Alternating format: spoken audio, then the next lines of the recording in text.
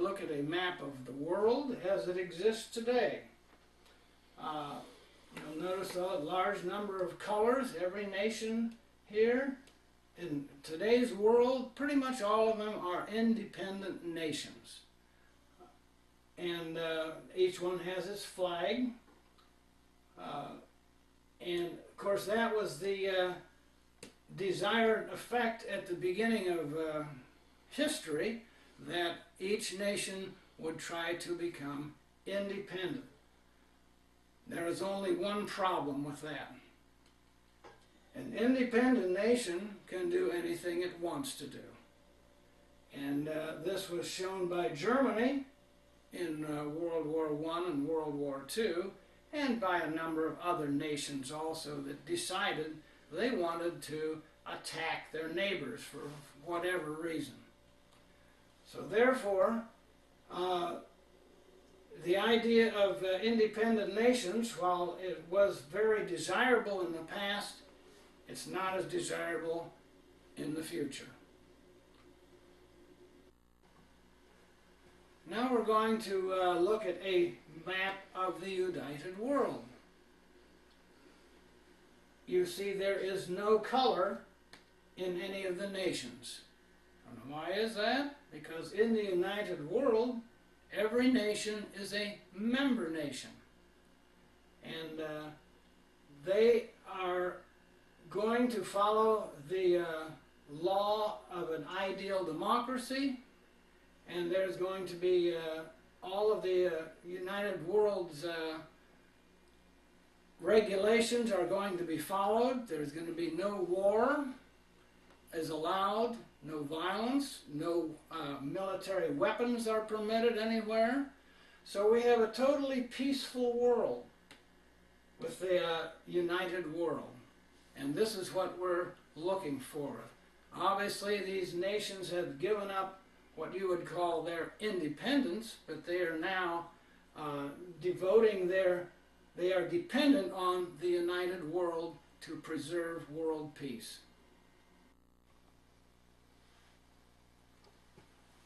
All right, now we're going to look at some of the processes of becoming member nations and forming the united world military. As we've already mentioned, the free democracies would be taking control of the world's destiny by joining together to form the United World Government and the United World Constitution.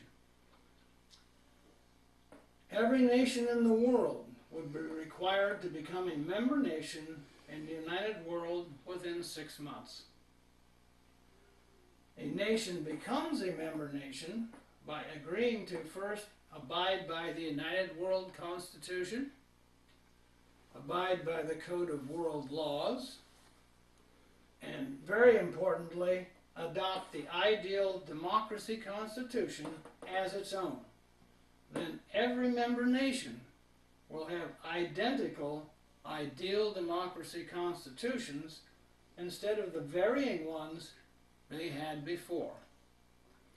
So this is very desirable, and we can look at some of the constitutions in the world today, and a lot of them just regard having elections as being a democracy. And they can elect a dictator who can do whatever he wants, and things like that.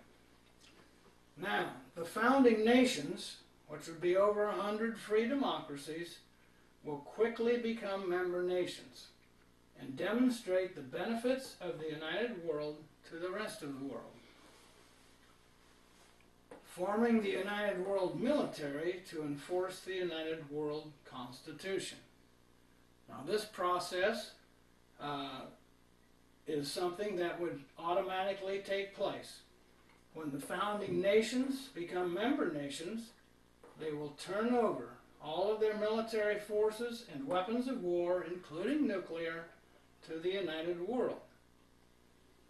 This forms the United World military, which would enforce the ban on war and violence, especially global terrorism, and the total world disarmament while maintaining global peace. So the United World military is essential to making sure that the united world is able to survive. Now, the United World Military would also protect the citizens of non-member nations from their totalitarian leaders if necessary, since the United World has been placed in charge of the entire world. So if it was observed that the leaders were not cooperating, the United World Military could enter the country and force the leaders to retire. Number 6, as other nations become member nations, they would simply disband their military forces and turn over all weapons of war to the United World. And any violent groups, especially terrorists, would be required to disband, turn in their weapons, and return to a peaceful life in the rapidly forming global democracy. The United World Military would eliminate the increasing threat of nuclear terrorism. So this has become a concern in recent months, and the United World Military would eliminate that problem. Now we'll look at some of the things that it will take to complete the global democracy. What the citizens of non-member religious and political totalitarian nations will see taking place after the United World is formed. First, that over 100 founding nations have become member nations, and that their military forces have formed the United World Military. Second, the United World Military is ending war, violence, and global terrorism worldwide. Third, that in the growing global democracy, the citizens of member nations are governing themselves, not being restricted or controlled by a religion, ideology, or totalitarianism. Fourth, that the citizens of member nations are enjoying peace, freedom, equality, justice, security, and unlimited opportunity. 5, that the United World would assist the citizens of any nation in the process of becoming member nations, and the United World Military would protect them from their leaders if necessary. 6, some examples of non-democracies becoming democracies and thriving. First, Great Britain and many other nations in the years after 1776. Of course, America separated from Great Britain after the Revolutionary War. But a number of other nations saw that democracy was good, and they became democracies.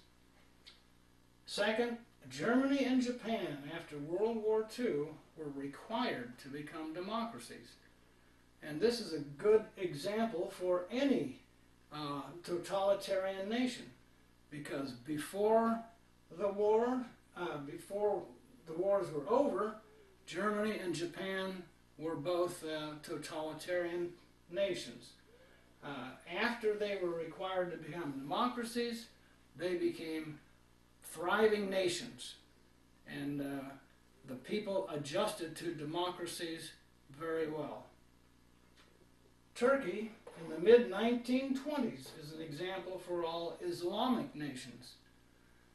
Now, this happened a long time ago, but Turkey was a member of an Islamic empire, and they decided they would drop out.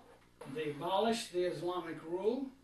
They created a democracy by adopting a civil code of laws, which they got from a European nation, to replace the restrictive and controlling Islamic law. And Turkey, again, has done very well, and the Islamic nations could use them as an example. Religion isn't the solution for Islamic countries. It's the problem. Ideal democracy with separation of church and state is the solution, not only for Islamic countries, but for the entire world. A peaceful and cooperative global democracy is the ultimate solution for all of the world's problems. Ideal democracy must peacefully replace Islamic law and totalitarianism. The process of peacefully imposing ideal democracy upon the world can work, and it will work. Once the United World is formed and the founding nations have become member nations, and the United World Military is ending all war and violence in the world, the people of every country in the world will be demanding to be an ideal democracy, with government of the people, by the people, and for the people, and it will not perish from the earth.